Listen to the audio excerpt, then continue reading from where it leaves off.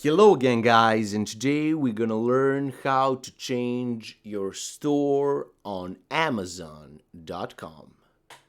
So, let's say you live somewhere, let's say Germany, and you wanna order something from Japan, but you're always getting the German store or always an United States store if you live in the United States. But you can change that very easily right here from Amazon with no restrictions at all.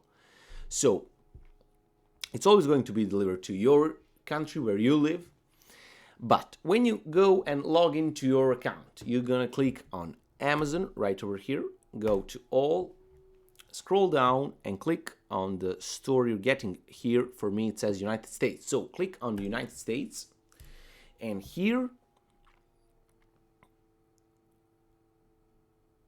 you're gonna change a store you would like to see.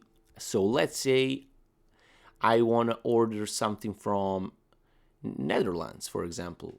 I'm gonna click on go to website, and boom, here it is, amazon.nl, with all the prices